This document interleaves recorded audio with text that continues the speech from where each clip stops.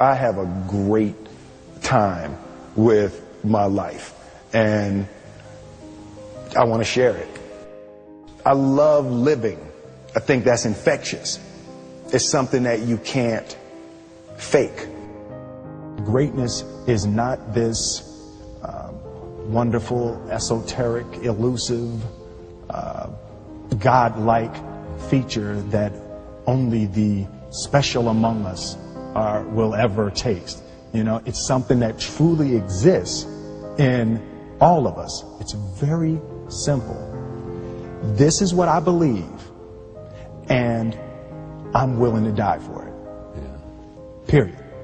It's that simple. I know who I am, and I know what I believe. I know who I am, I know what I believe. That's all I need to know. And that's all I need to know. So from there, you do what you need to do. Yeah. You know, and I think what happens is we make the situation more complex than it has to be. Because we're looking for complexity. There's got to be Absolutely. something complex to understand. It can't be that easy. No.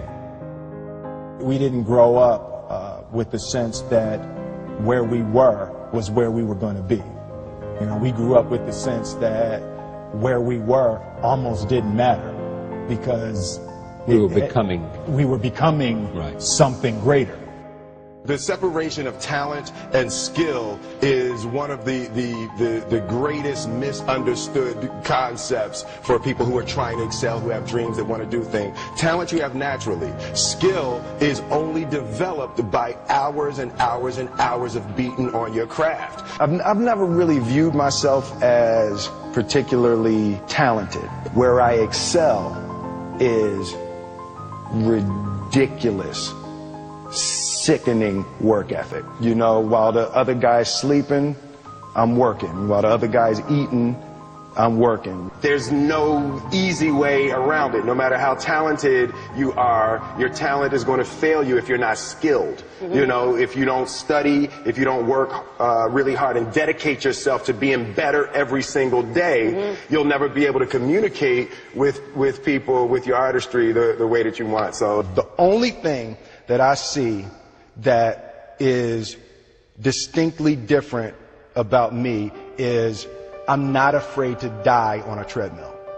You might have more talent than me, you might be smarter than me, but if we get on the treadmill together, right, there's two things. You're getting off first, or I'm gonna die.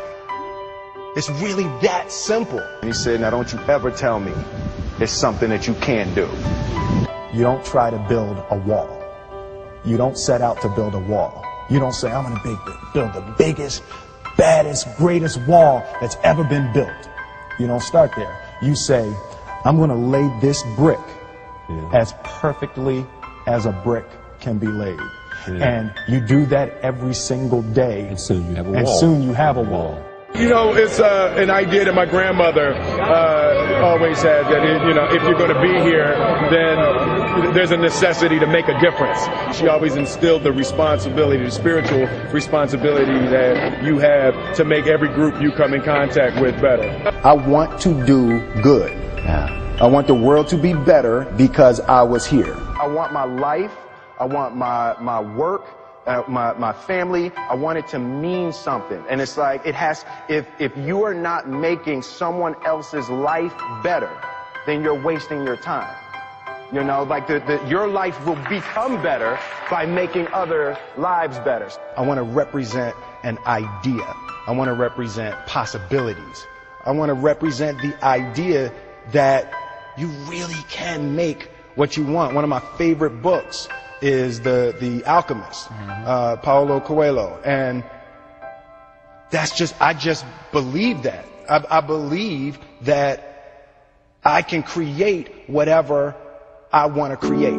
The first step before anybody else in the world believes it is you have to believe it. There's no reason to have a plan B because it distracts from plan A. I think that there's a certain delusional quality that all successful people have to have. You have to believe that something different than what has happened for the last 50 million years of history. You have to believe that something different can happen. Confucius said, he who says he can and he who says he can't are both usually right. Being realistic is the most commonly traveled road to mediocrity. Why would you be realistic? What's the point of being realistic? Just put up a barrier. Yeah, I'm going to do it. It's done. It's already done. The second I decide it's done, it's already done. So now we just got to wait for y'all to see. I study the patterns of the universe. There's a redemptive power that making a choice has, you know, rather than feeling like you're at effect to all the things that are happening. Make a choice. Like, you just decide what it's going to be, who you're going to be, how you're going to do it. Just decide. And then from that point, the universe is going to get out your way. It's like, it's water. It wants to move and go around stuff, you know.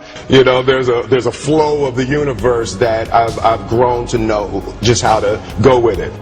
I realize that to have the level of success that I want to have, it's difficult to spread it out and do multiple things. It takes such a desperate, obsessive focus. You really got to focus with all of your fiber and all of your heart and all of your creativity.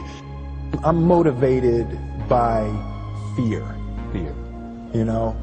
Fear of what? Fear of fear. I hate being scared to do something. And I think what developed in my early days was the attitude that I started attacking things that I was scared of. It was Franklin Roosevelt said the only fear you have to fear is fear itself. Absolutely. Remember that? Absolutely. Yeah.